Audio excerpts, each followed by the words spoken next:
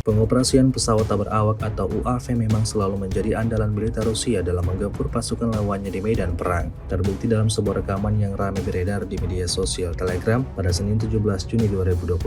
Dalam rekaman tersebut, memperlihatkan rangkuman kerja tempur drone FPV Rusia jenis Molniya saat menghabisi sejumlah titik pertahanan musuhnya. Tidak hanya fokus pada penghancuran posisi, drone tempur Rusia ini juga intens melakukan penyerangan terhadap peralatan militer Ukraina, seperti yang terlihat dalam rekaman. Setiap target yang terdeteksi langsung dihantam UAV Molniya militer Rusia. Tak ada yang tersisa dari hantaman drone tersebut, semuanya hancur porak-poranda.